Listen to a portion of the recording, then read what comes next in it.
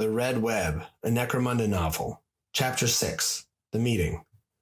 Lord Barish stood in the center of a round room. Dozens of the most prominent guilders from across the mercantile guilds of Minerva Hive sat in a circle around him, buzzing with side conversations. Several of his allies from the Guild of Light sat to his left, yet others, rivals in other guilds, and even a few from his own, were scattered around. Many in the room were unknown to him. "My lord, the Minerva Hive will never fall. This is folly.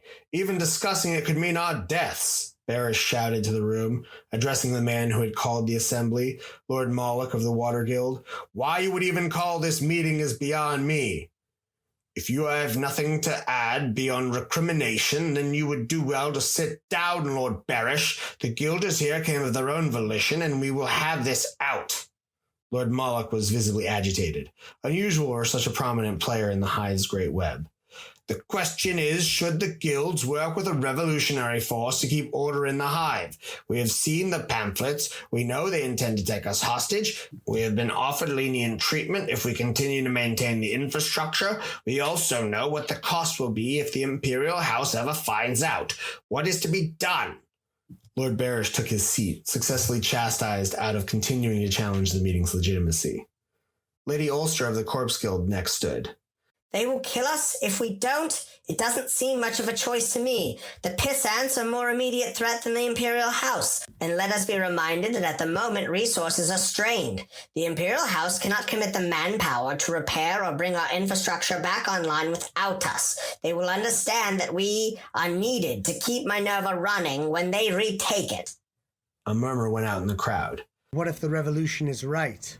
Lady Uyen of the Mercator Sanguis stood up. "I've shuffled serfs from job to job for half a century. This hive is a mess. The planetary governor does not care. We waste countless lives doing things the wrong way because it's the way we've always done them. There's no reason to keep repeating this."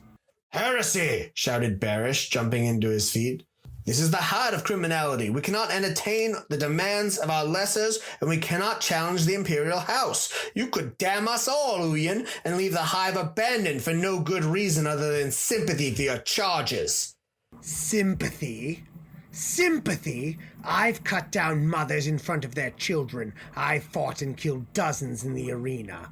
I am not some sentimental fool. I see dysfunction and a lack of desire to fix it. These rabble-rousers aren't equipped to run a hive. They don't know the demands, but they are right that our system is failing. Every decade we lose more levels. Every few years we lose more systems. The coolant link in Polov Dome killed thousands, and now the corpse farms are failing because there's too much microbial activity. This cannot go on. We must consider the future of the hive. "What is losing one hive compared to turning our backs on the God Emperor?" Barish was still on his feet. "This is getting us nowhere, Lord Barish. Do you admit that the hive is failing, that we cannot continue as we have?" Lord Moloch stared down on him. Barish stuttered a response. I don't think any hive can last forever, my lord, but these fools are not the answer. They bring destruction down on our heads, not salvation." Uyen spoke up. "They are useful to us where our hive's noble leadership is not. That is all I am saying. And if we wish to keep Minerva alive, we need to consider drastic action. Gothrul's Needle has stood up to the Imperial House for millennia." "Gothrul's Needle? Minerva is not," Lord Moloch responded. "We don't have their defenses or their resources, and there's tech running around in there that hasn't been lost to the rest of the hives. Don't think for a moment the Imperial House won't consider the largest hive in the cluster worthy of retaking. And let us not forget, Secundus or Arcos. A hive can be discarded if the threat is great enough. I don't think we should be making friends with the bomb throwers." "Thank you, my lord," Barish was beaming.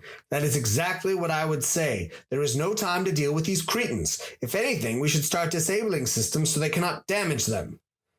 "I did not say I agreed with you, Lord Barish. There seems little stuffing them taking the hive for a time. If we keep things running, we ingratiate ourselves as a means to preserve the hive. I will have my scribe render a transcript of the meeting reflecting that intention. We can offer it as evidence when the Imperial House comes calling. As Lady Ulster noted, they need us to keep this hive running. They cannot simply call in guilders from elsewhere. There would be no one to train them. No one knows the secrets of this hive the way we do." "Can we just ask for permission?" Lord Tygon of the Mercator Lux inquired. You truly must be a fool to ask a question like that, barked Lady Ulster. If we ask, they'll tell us to choose loyalty and death over the hive. It's the only thing that would be appropriate by the Imperial House's own codes. If we disobey a direct order, that's on record. They can't but cut us down when they retake the hive. The only solution is to make the decision seem like it was our only option. Without fleeing, another Guilder spoke up. Lord Ix of the Prometheum Guild. We haven't lost the hive gates yet. There's still time to make it out. Surely we could best serve the hive by surviving to help run it when it's retaken. Cowardice in the face of heresy is not going to win us a better fate, but it does make me think less of you, Ix, Barish retorted. Using the Lord's name without his title stung the speaker. Don't think yourself above me because you'd rather fail at your charge by dying than live to rebuild. There will be countless refugees. We need only stay close. Ix was defiant. Unusual for him. In their past dealings, Barish had found him meek and unimposing. We could hide, came a shout. Unclear who'd said it. The speaker remained seated, and the entire chamber burst into simultaneous talking. My fellow Guilders, this is not productive, Moloch barked out.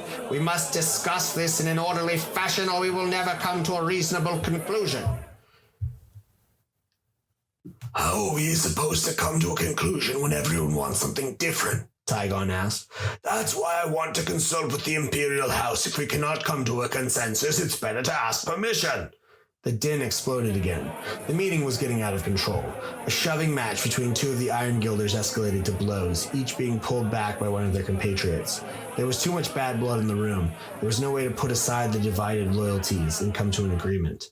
There would be no unity, and thus it seemed they would each have to choose for themselves and suffer the consequences individually. In short, they were courting their doom. Lady Uyen shouted out over the squabbles. Enough!